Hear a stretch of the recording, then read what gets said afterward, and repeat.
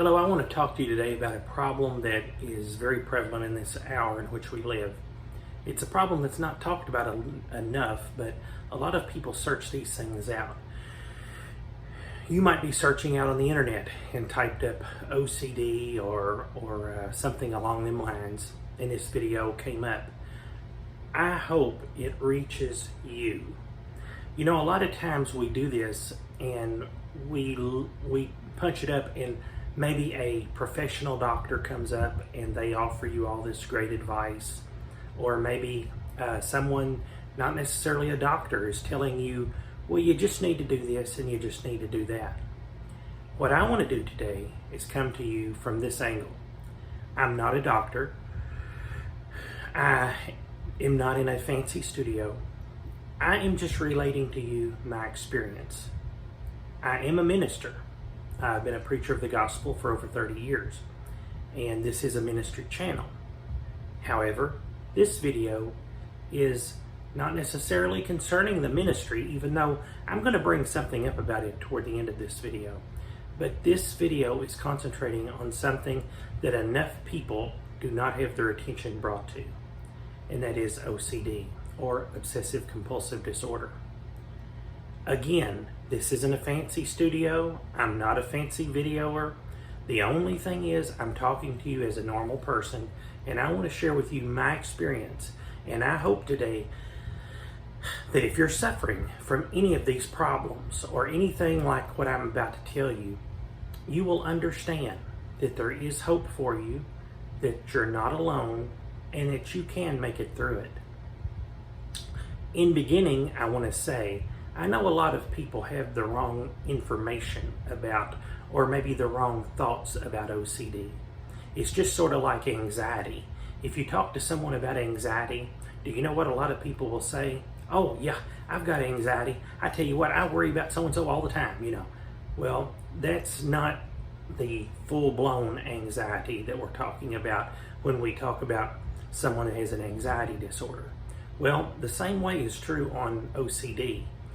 A lot of times you might meet someone and be talking, or hear someone talking about OCD, and someone else will say, oh yeah, I've got OCD. I tell you what, I cannot rest till that room gets spotless or clean, you know. Or I know it, I tell you what, I've got to have everything just right on my desk, or it just gets to me, and then they'll go on talking about something else. Well, now that is a part, sort of a milder, I guess you would call it, version of OCD. But what we're talking about today is a more severe version of OCD. And this is what I want to just share with you, my experience. Because I also have a video on my experience suffering through anxiety and panic attacks. And if you punch up anxiety, panic attacks, wings as eagles, you'll probably see my video pop up in the recommendations. Be sure and check that out. If I don't forget, I might also put a link in the comments and pin it to the top, so you can also watch that one. But anxiety and panic attacks are separate than OCD, but sometimes they also work together, or you can have them all at the same time. My anxiety and panic attacks started later in life. My OCD started younger in life. I'm going to share with you just a few of the things that happened to me as a young boy. I did not know for many years that I had OCD. I didn't know what was wrong with me. I guess as a young boy, I just thought I was something was not working with me, I guess. And I didn't tell anyone. I didn't tell my mom or my dad. I didn't tell any of my friends. I just fought it on my own. OCD has a lot of things that it affects you with. Of course, a lot of times most people think of OCD, they think of hand washing. Someone that feels like they have to repeatedly wash their hands. Every time you touch something, you have to go wash your hands. You know, every time something touches something else, is it contaminated? And I mean, it's just a That is a type of OCD. Then there's an OCD about, as I said earlier, someone that thinks everything has to be exactly in order, and these type of OCD thoughts. Now remember, we're talking about obsessive compulsive disorder, obsessions that cause compulsions.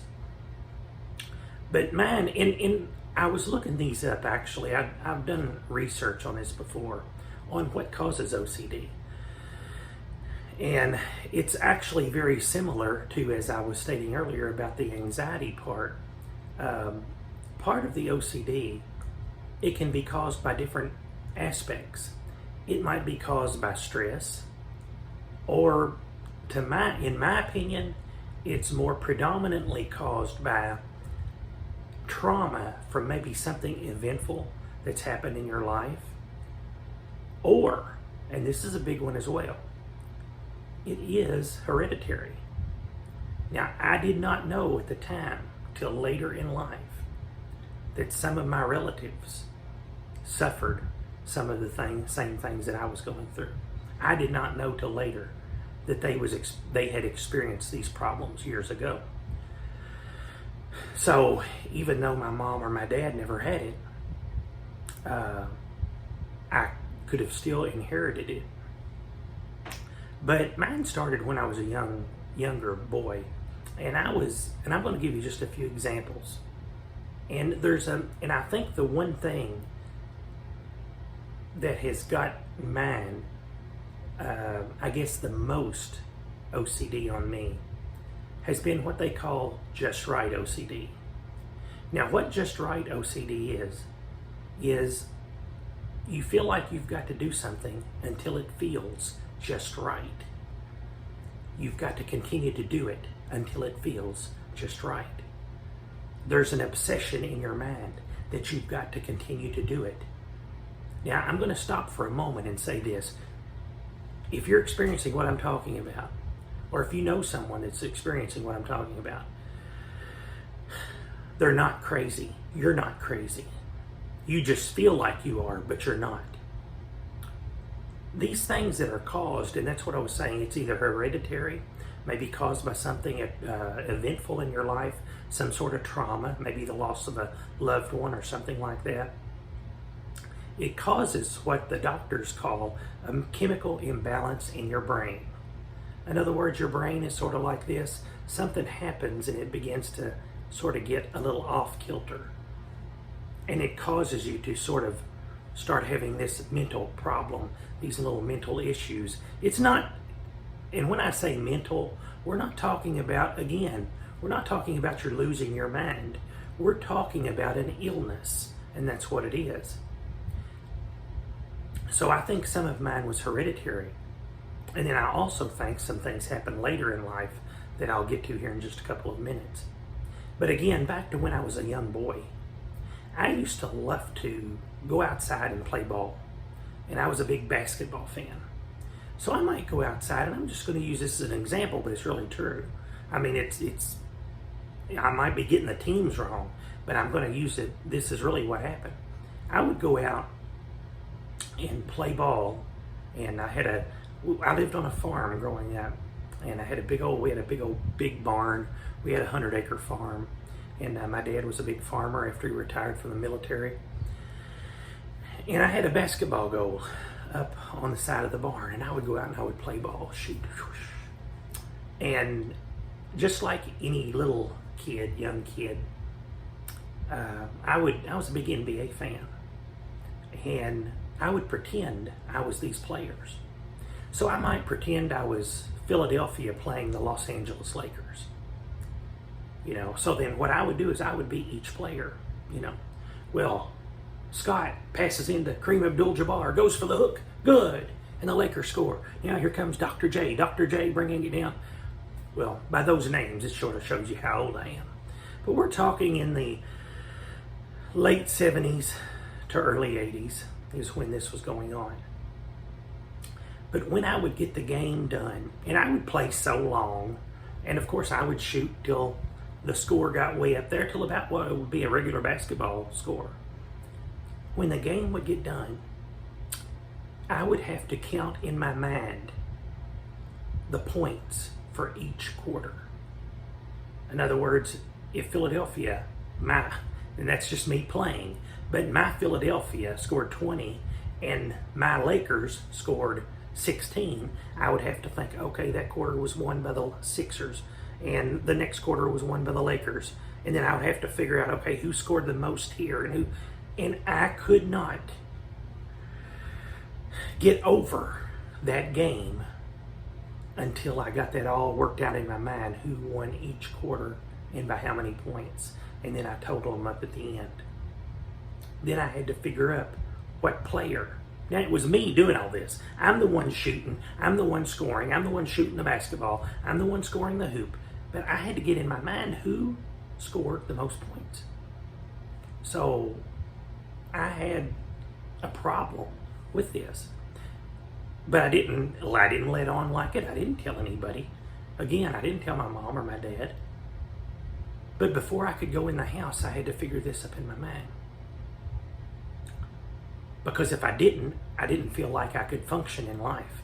I didn't feel like I could go on and do something else. I had to stay outside until I got this worked out in my head. I remember one night I went to bed, and this gets into the just feels right. I laid down in the bed, and I remembered how my feet felt when they was on the floor. And I thought something just didn't feel right. So I got up, and I got back off the bed, and I stood at the foot of beside the bed, and I climbed back up in the bed again. And it still didn't feel right. I got back down on the floor. I had to make sure my feet touched where they was. And then I had to try to feel and make sure my feet was feeling the carpet. Then I climbed up into bed, and it still didn't feel right. I had to do that again. I probably did that night around 25 or 30 times. Just because it did not feel right. And I had to do it till it felt right. Them are the kind of things I'm talking about. It got into pronouncing words. There was a time period when I went through, and that's what bothered me. If I felt like I pronounced a word and I didn't pronounce that word right, I would say it over again. I'd have to repeat that word. Sometimes when I was talking to people, I would try to say sentences again using that same word. We might have been done discussing it, but I would say it again and bring it up just to get that word in. I remember one time, and I was probably about 20 years old at this time. That's when I was going through this part. Someone said, "Joey, why do you keep saying that?" And I said, "Oh, I was just, and I went on. And I tried not to say it anymore, but it was still bothering me. But when you have this, and then another one, I'll give you the other one, numbers. I was telling you about the ball game earlier. It got deeper than that. I went to a place in my mind with this OCD where, and all this was years ago, mind you, all this was as a young teenager and, getting up in my early 20s. I went to a place where when I said a number, I would have to repeat the number back in my mind, repeat the number backward in my mind till I got back to 0. In other words, if I was talking to someone and I said the number 20, while I'm talking to them, I'm going, in my mind, I'm going 20, 19, 18, 17, 16, 15, 14. I had to count back till I got to 0. If the number was big, yes, I did that too. While sometimes we look at these things and we might smile and laugh about them now, it's a serious, serious problem when you've got obsessive compulsive disorder. I went on and I got into my mid 20s and on up, and somehow it left me, and I got victory over it. It just sort of went away, thankfully. But then later, my dad passed away in the early 90s, and the trauma of that put it back on me again. That led into the video, and like I said, you can watch my video on anxiety and panic attacks. And while anxiety and panic attacks are separate from OCD, sometimes you suffer both because they can sort of work hand in hand. So when the anxiety and stuff started in the early 90s, so did the OCD again. It got to the place to where, and it was always basically, now the numbers and none of that came back, but it was the just right OCD. You had to feel like you had to do everything till it felt just right. If you got a bag of chips, maybe you was getting some chips out of the bag, and you feel like, oh, I felt something in my arm, so I've got to reach in there and I've got to get the chips out again to make sure I didn't feel that. And you pull them out and you think, okay, that's good. Oh, did I feel something in my neck? Then you got to reach in and you got to get another chip just to make sure you didn't feel that in your neck. And then you do that and it's like, oh, did I feel that in my back? And you've got to reach in and get some more chips to make sure your back feels okay. If someone does not suffer this sounds silly and this sounds funny.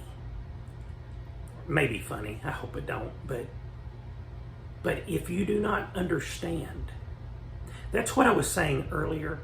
I'm not a doctor, I'm not a professional. I'm not doing a professional studio. This is just a little personal video to you.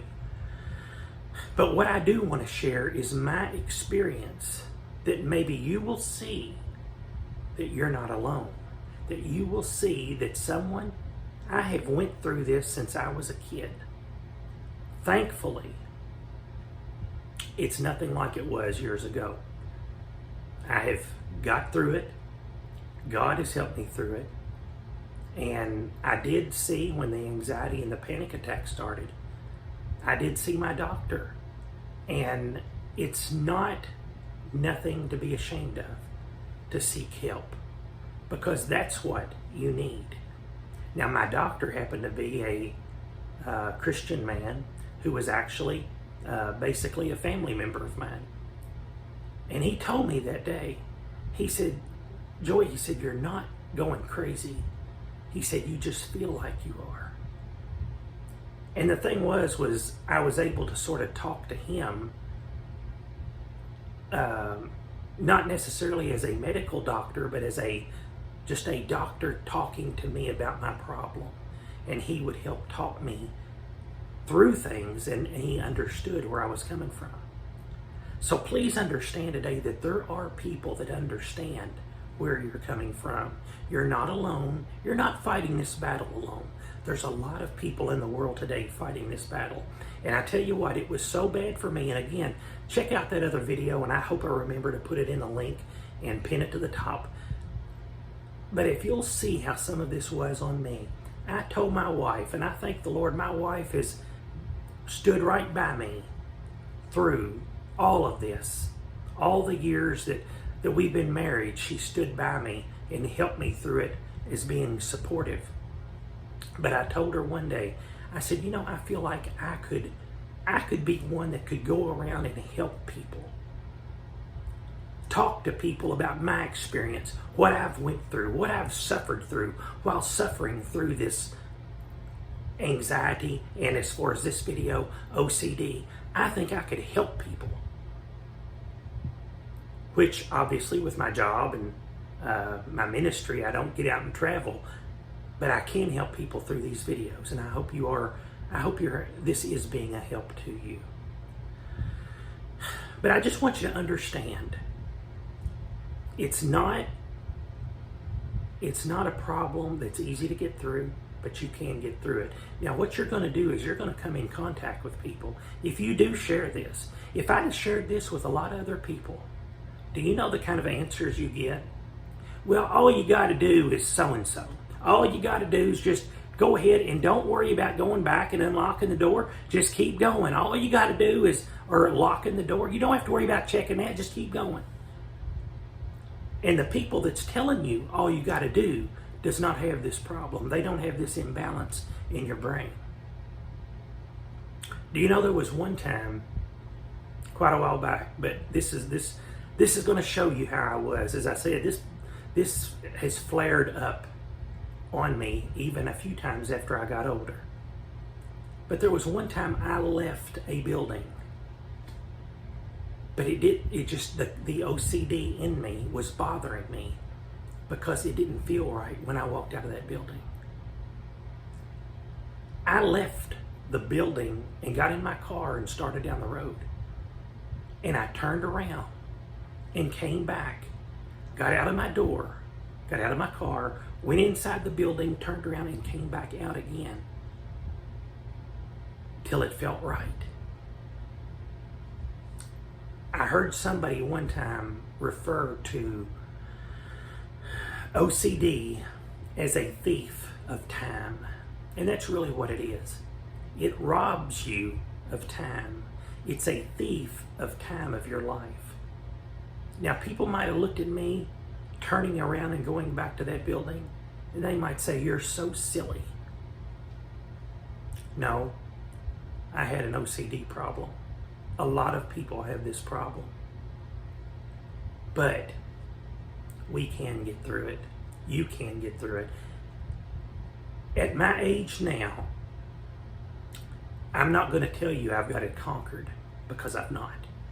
I'm not going to tell you it never bothers me anymore, because there's times where I still lapse and have this try to creep in on me. But I'm going to tell you one thing. I'm sure not like I used to be. I've come a long way. Thankful to the Lord and for the others that have helped me.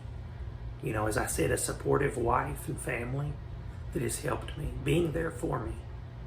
You will get through this. Just to understand, again, you know, someone that walks out that door and has this problem, they have to go back and think, did I lock the door? And if they don't, and here's the thing, and if you've got it, you know what I'm talking about. You feel like if you don't do it, you will lose your mind. You feel like you will explode. You feel like you will not be able to do anything the rest of the day because that's all that's going to be bothering you. That's all that's going to be on your mind. You know what I'm talking about if you got this problem. You feel like you cannot function in life unless you do this compulsion. It might be going back and checking the door to make sure you locked it. It might be checking to make sure you turn the hairdryer off. It might be checking to make sure you turn the lights out. It might be checking to make sure that, I don't know. There's just so many things. It might be checking something in your yard. It might be going back and checking something in a building. You know, you might have thought, oh, did I see somebody do something? And then you go back and want to make sure that person's all right. I mean, it's hard to explain to someone that does not suffer this. But again, as I said earlier, I felt like I could go around and share my experiences with people. And I'm sharing them with you through this video. And I'm letting you to know today that was in the early 80s when I suffered through some of my worst bouts of OCD. I didn't know what it was at the time. With technology, with, you know, the things that we've learned over time, as I got older, I said, that's what I've got. That's what I've got. And there's sometimes that people would talk, and you could hear somebody talking about OCD, and that's what I was saying. They might say, oh yeah, I've got that. I've just got to make sure my toothbrush is in that same spot every night, or it just bothers me out before I go to bed. That might be a form, but that's not the part that really grips a person's life to the point of some of these other things. Now, if you keep getting up and checking to see if that toothbrush is in the right spot, then that can rob you of your time. And that's what that person said. It said OCD is a thief of time. But as I said, there's hope, and you can get through it. Just don't be afraid to let somebody know. Don't be afraid to talk it over with somebody. Don't be afraid to talk to people that can help you. Now, I want to close this part of the video, or this video actually, for just the next few minutes and talk to you from my point as a minister. I know there's a lot of people that might be watching this video that maybe you're Christian people, and maybe you think, you shouldn't have that problem.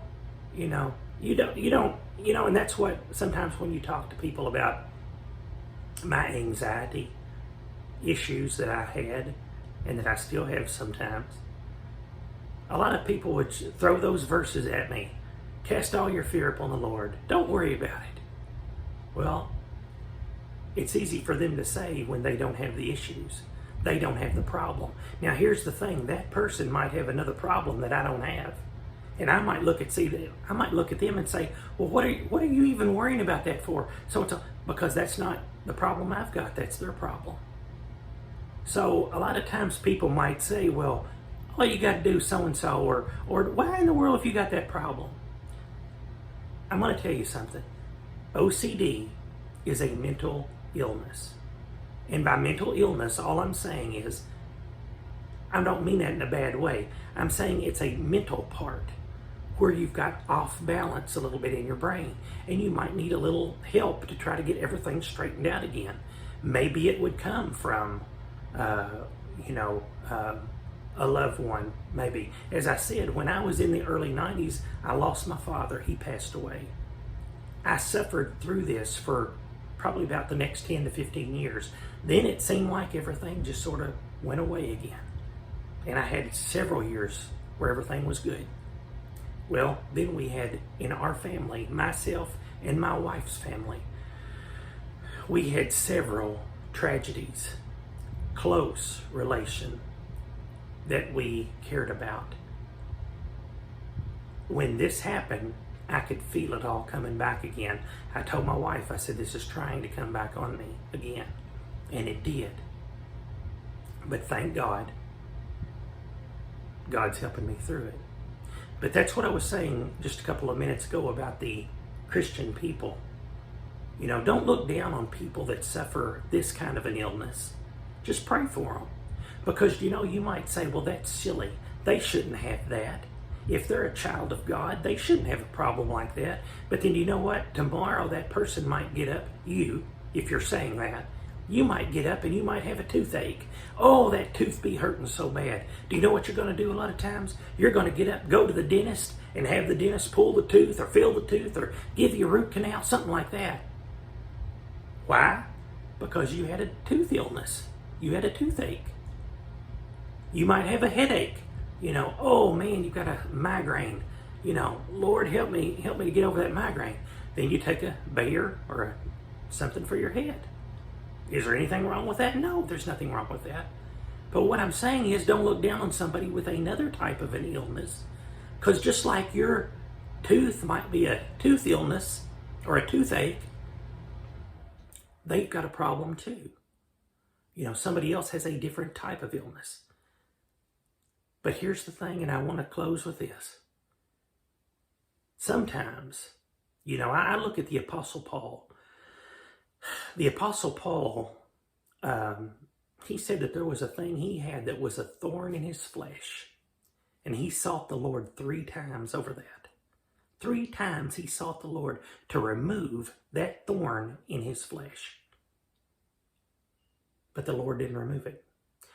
And the Lord said that the Apostle Paul said that the Lord told him that, Paul, in your weakness, my strength shows perfect. God's strength showed through in Paul's weakness because he relied on the Lord to get him through that thorn of the flesh. God never removed it. He just helped him with it. And Paul lived with it. There's been times when it's, as the old saying goes, reared its ugly head with me over the years. And I'm not over it. There's times I still go through it. But thank the Lord, God helps me through it. And I can still help people. And I can still encourage people. And I can still bring forth the gospel of Christ. And if it's the thorn in my flesh that I keep, well, maybe other people, they have other thorns that God hasn't totally removed, just so he can show you his strength and glory through that thorn. And then sometimes, too, there was a time when something came up in my life, and I got up one morning and I felt the Lord impress upon me, because I was praying, Lord, just take care of this situation. And the Lord told me that morning, I heard it so clear. It was just like the Lord speaking to me, not in an audible voice, but in my mind. And I wrote the words down, just like the Lord said. The Lord said, if the children of Israel had got to the Red Sea, and the Red Sea had done been parted, they would never have given me the glory. And I thought, wow, that's good. That's good. I like that, Lord. Because when they're there and they've got their backs to the wall, then they gave God the glory, because they seen Moses say, stand still and see the salvation of the Lord. And then the waters parted. But sometimes, everybody always wants to go over the Red Sea or around the Red Sea or under the Red Sea. Sometimes the Lord leads you through the Red Sea. So today, maybe OCD and some of these things, maybe they're the thorn in the flesh for you. Because like I said, I've never really got 100% over on. But God has helped me. He's brought me a long, long way. And He can bring you a long way too. But the important thing is, and this goes for everybody today, if you're not a Christian, then I invite you to be a part of this channel, be a part of this ministry by subscribing and just watching some of our videos. And hopefully they'll be an encouragement to you. But I want you to understand that you're not alone. Don't be afraid to ask for help. Let someone know you've got this problem. Because when a lot of times some of my problems are the worst is when my wife is, if she's went somewhere and I'm not with her, when I'm alone, sometimes that's when the problem is worse on me. And actually we work at the same place, and we work at the same desk. Basically we're together 24/7, and that's fine with me. But on days when she's off, sometimes that still tries to, there's parts that still try to come at me. But here's what I'm saying. Don't be afraid to let someone know. Let someone know. Don't be afraid to let your doctor know if you're going for your regular, doctor visit maybe. And don't be afraid to let them know, doctor, I've got this problem, and OCD is trying to take and steal part of your life. They can talk to you and help you so you can make it. Again, we hope you enjoyed this video. I just wanted to share with you some of my experiences with OCD, letting you know today that you can get through it. This started on me when I was a kid, but thank God I'm still here today. God's brought me a long way, and you can make it through it too. Remember, God loves you. God bless you, and we hope you've enjoyed this video. Make sure you subscribe before you leave. We'll catch you on the next video.